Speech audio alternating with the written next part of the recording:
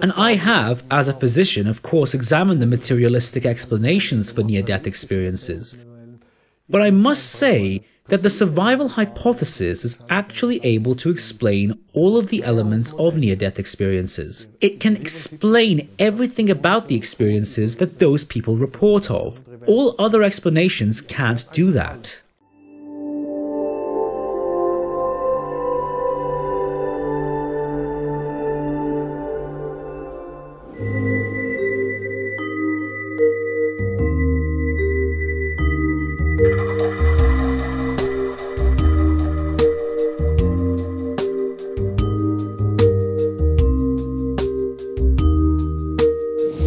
Dr. Eberhard, Sie sind Arzt in der Schweiz und Sterbeforscher. Dr. Eberhard, you are a Swiss physician and researcher on death and dying. When talking to people who have had near-death experiences, we hear very impressive and touching reports. But because of the common scientific approach that states that life ends with the end of the function of the brain, don't we have to assume that these experiences are just some kind of dream? There are a lot of scientific models that explain near-death experiences. Dreaming would be one of them that could explain parts of near-death experiences. If we focus on dreams as an explanation for near-death experiences, there are certain parallels that are obvious. For instance, it's possible to communicate without words in a dream. That's something that is reported quite often when people talk about near-death experiences. This freedom of time and space is also something that can happen in dreams. We are able to change from one place to another quite quickly in dreams. Oftentimes, there's also no sense of time. That's another similarity. An interesting aspect is immortality, the inability to die in a dream. I have never heard of anyone who has actually died in his or her dreams. Either the dream stops or it goes on.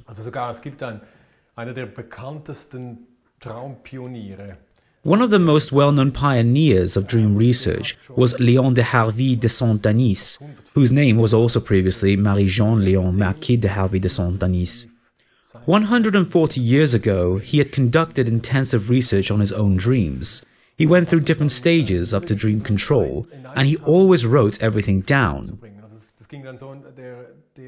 One day, he decided to commit suicide in his dreams. That's what he decided before he fell asleep. When he woke up, he was standing beneath a high tower in the middle of a crowd. He didn't know what was going on, so he asked someone, and the other person told him that someone just jumped off that tower.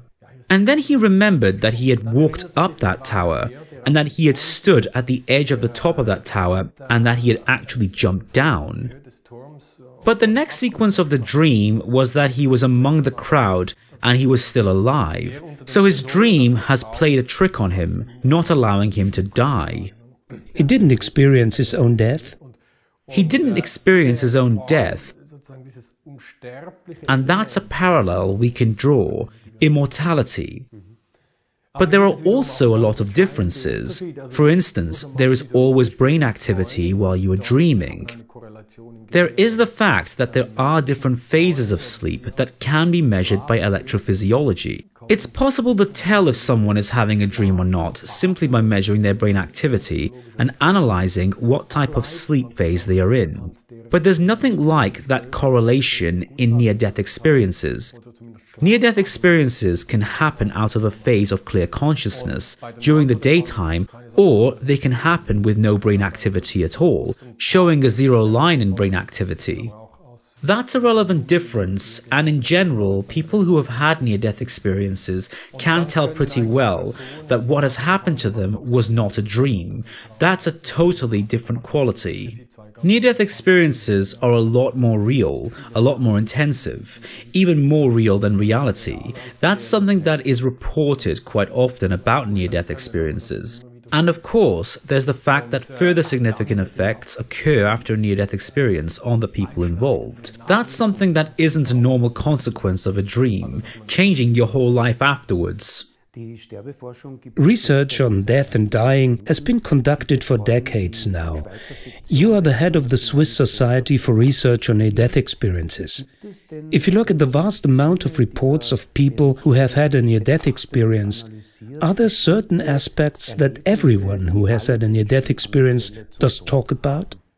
Raymond Moody has started to collect such reports as a student of medicine, and he published his findings in 1975 in his famous book, Life After Life. It received worldwide recognition, something he hadn't expected at all. And he was the first person to describe different phases of near-death experiences. Later on, there occurred other descriptions, but he was the first person to describe 12 different phases or different elements of near-death experiences. And these are actually still valid today. He included 2 more elements later, but essentially his findings are still valid today. The most important elements of near-death experiences are at the beginning, something like an accident or a crash, a life-threatening event and closeness to death. Next, a lot of people report that they have heard an unpleasant sound, something like an unpleasant noise or a squeaking sound, but that's not there for a long time. Another one of these elements that can occur either in a specific order or not, and that are either experienced fully or just in some partial combination of certain elements. The next ones are lightness and experiencing painlessness, especially if people were severely injured in accidents. They are suddenly feeling light and without any pain. Some people describe that they realized they are dead. These are the first elements of a basic mood in such situations, and then there are what we call out-of-body experiences. The most well-known aspect of an out-of-body experience is that people leave their physical body and see it from a position that is in most cases above the body. It has also been reported that some people float downwards underneath their body and then float up afterwards. That's a classic out-of-body experience with seeing everyone that is present in this situation, the rescue team and everyone else around. And that's a classical scene, an ability to see all of what is actually going on during this phase. That's something that is easy to verify in a lot of cases, and it can go on. The next element is mostly a tunnel experience. People go through a dark tunnel or a dark shaft.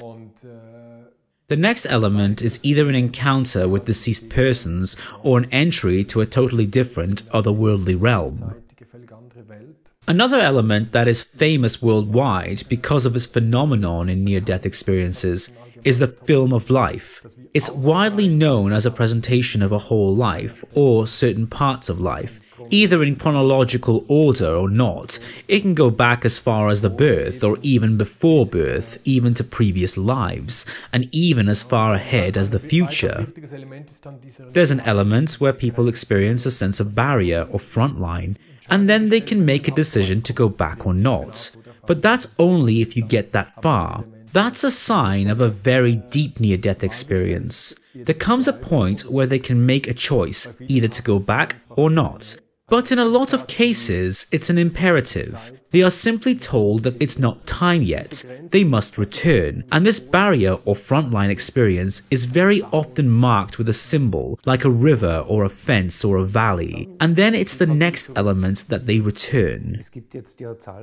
Now, there's a lot of scientific explanations for near-death experiences. These explanations extend from a lack of oxygen in the brain to the flooding of specific internal hormonal drugs. It's been reported that scientists have actually been able to produce the sensation of out-of-body experiences with stimulations of certain areas of the brain. Do these scientific theses really explain the whole range of near-death experiences? Not really, not up to now. These theses are extremely incomplete and full of gaps, or even wrong. That's very understandable that they have tried to explain near-death experiences with a lack of oxygen, or even with medication given to the people who have had near-death experiences. But Pim van Lommel, a cardiologist from the Netherlands, has published his research study of 500 near-death experiences in 2001. He had made inquiries from as soon as the reanimated person had safely returned, asking all kinds of questions. And additionally, everything that was going on in the room where the reanimation took place was recorded, and he had found no correlation between a lack of oxygen and near-death experiences. A near-death experience can occur in a very short time span. For instance, a patient that is being reanimated during an electrophysiological checkup is probably reanimated after a few seconds, but he can have a near-death experience even though he wasn't really even gone yet. Or a person can be reanimated after 30 minutes. And also concerning medication, he has found no correlation. It's also not an explanation for near-death experiences. But that's a fact that could have been established a lot earlier, because it's well known for a very long time that near-death experiences can occur in full awareness. For instance, when people have accidents while they are free climbing, during a crash down from a mountain. And then this theory that it's an effect of stimulation of the temporal lobe of the brain. That was also a finding by total coincidence, especially when electrophysiologically stimulating the left temporal lobe of the brain, scientists were able to cause illusions of out-of-body experiences, with the perceptions of people to be 2 meters above their physical body. But those cases were actually illusions. They weren't real out-of-body experiences. If you feel as if you were outside of your body, but you can't tell what's going on in the room because you don't see anything out of that perspective, that's a totally different quality of experience. And it's also only a singular effect. All those other elements of near-death experiences are not explainable this way. It's only possible to explain partial aspects of near-death experiences with physiological effects. Die Ergebnisse der Sterbeforschung werden oft ja kritisiert. Sometimes research on death and dying is heavily criticized for the fact that it's not always possible to prove that the person was really clinically dead or not. Are you able to list cases where it was absolutely clear that there was no brain activity at all? Yes, definitely. There's even a correlation between the depth of the out-of-body experience and the length of the time until there's a successful reanimation. At least in the research study of Pim van Lommel, there's a correlation between those two parameters. That's a possibility. But on the other hand, the theory that consciousness is produced by the cerebral cortex is another thing. We know that the activity of the cerebral cortex is gone very fast. People's curve of the brain activity is flat after 10 seconds. The cerebral cortex of the brain shuts down in order to save as much energy as possible, and then we are unconscious. But that doesn't mean there couldn't be some brain activity left in the deeper regions of the brain, because an EEG, an electrophysiological monitor, is only getting a hold of the outer regions of the brain, maybe an inch from the surface. But a very good example is the operation of Pamela Reynolds, an American teacher in, I think, 1991. She had to have brain surgery because of an aneurysm, but there's some risk for patients to die during such operations. And then you have to cool down the body to less than 30 degrees Celsius. Next, you have to implement an out-of-body circulation, and that means that the brain was shut down pretty well.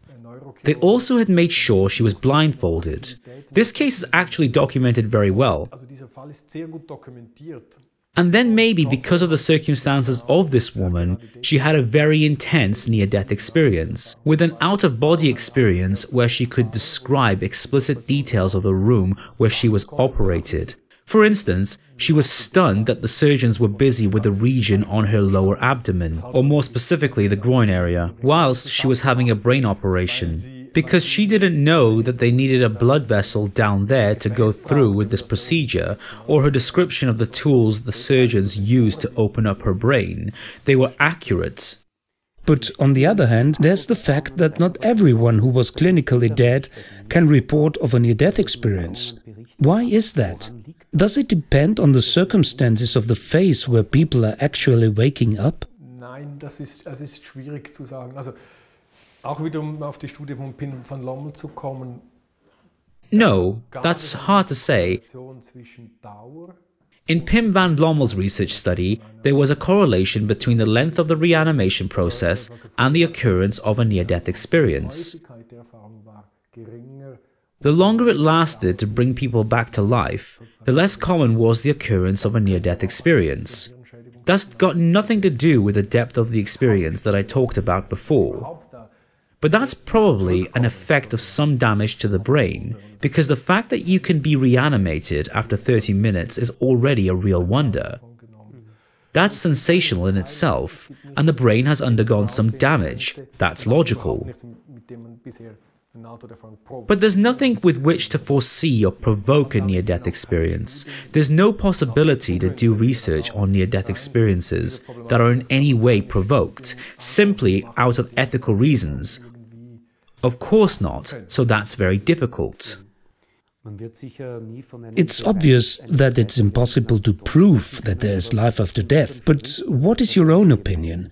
Is there a possibility that these worldwide reports of near-death experiences can be a message of the immortality of the soul? That's a field of personal opinion. That's got to do with personal attitudes.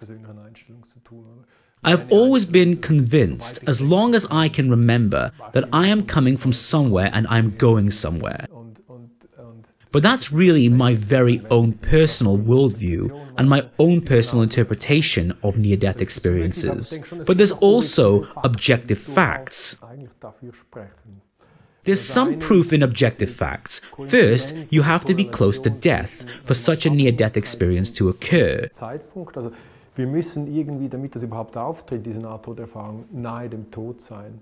Either you must be in acute life-threatening situations and death will definitely occur without intervention, or you must be in an instance just before your car hits the wall. Something like that.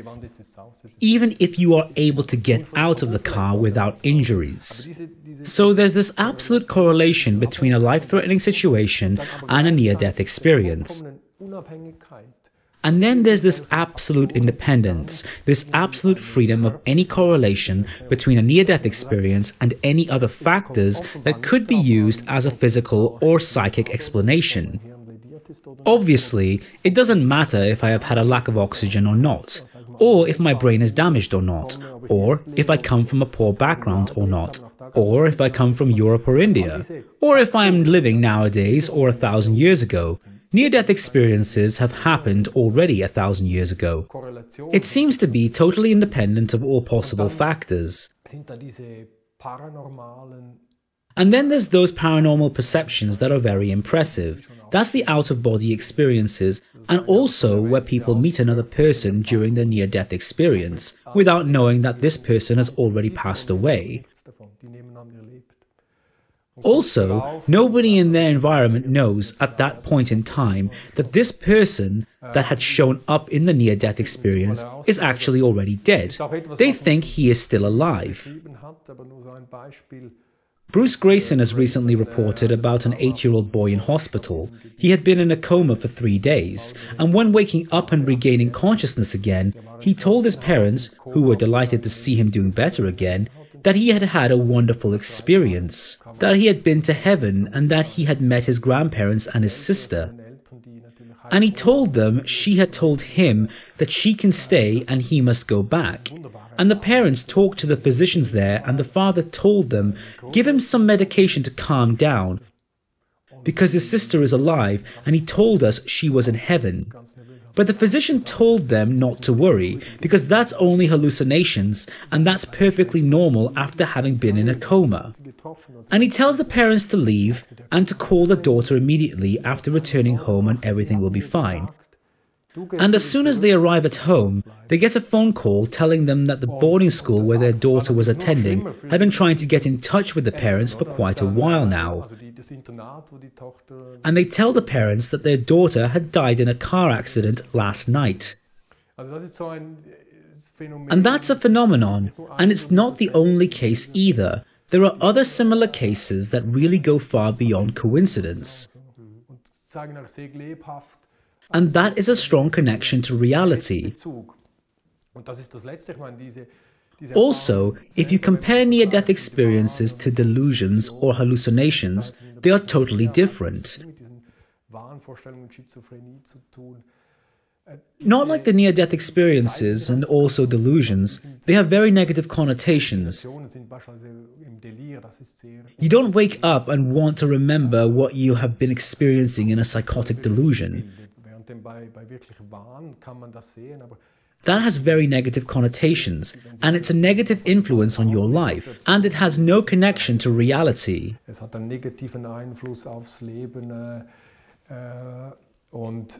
And that's very different from a near-death experience. For instance, the out-of-body experiences have a strong connection to reality. Or the fact that you can only meet deceased people, but nobody who is still alive. That's a very good connection to reality. Those are the facts that actually confirm my own worldview. And I have, as a physician, of course, examined the materialistic explanations for near-death experiences. But I must say that the survival hypothesis is actually able to explain all of the elements of near-death experiences. It's the best explanation for near-death experiences, because it can explain everything about the experiences that those people report of. All other explanations can't do that. If we hypothetically assume that there is a possibility of survival after death and that there is immaterial consciousness, isn't that a strong contradiction to the fact that consciousness is produced in the brain? Isn't that a fact? That's a very widespread thought that this is a proven fact. But there are, of course, also some reasons for that assumption. Our everyday life experience is that consciousness is connected with brain activity. If I turn down oxygen supply, I am getting unconscious. And if I do that for a long time, I am falling into a coma, and I will never come back. Medication and hormonal therapy and drugs can all alter consciousness. Those are substances that can alter the mind and the level of consciousness. Or, if your brain starts to deteriorate and you are suffering from dementia, it's also a factor for alteration of consciousness. In all those cases, we can find a correlation between brain physiology and consciousness. But that's only an explanation for alterations of consciousness up to a certain point. And that's a point where we come closer to death. And then these explanations don't fit anymore. For instance, I can turn off the oxygen supply and I can still have a very impressive near-death experience. That's a contradiction to our everyday life knowledge. Or I can take medication, but it doesn't have any influence on this near-death experience. It's the same as classical physics. Classical physics works perfectly fine for our everyday life knowledge, but physics has found that there is a barrier. And then beyond this barrier, this classical physics doesn't work anymore. It's suddenly necessary to use quantum physics and relativity theory, and they actually lever out classical physics. Even though we can manage perfectly well with classical physics for our everyday life, beyond this barrier, this border, it's not sufficient anymore. And maybe near-death experiences are just the same thing, where we come to an end, to a barrier. And after that, our everyday life knowledge that brain activity and consciousness are the same doesn't work anymore. So that we will need new models of scientific theories to explain those phenomena that occur around near-death experiences. What kind of theory could that be? That brain activity and consciousness are connected, but do not necessarily have to be connected? In my opinion, it must be that we have the ability to exist outside of our own bodies, and that our consciousness can exist outside of our own bodies. With this opinion, near-death experiences can be very easily explained, and without this opinion, it's very difficult.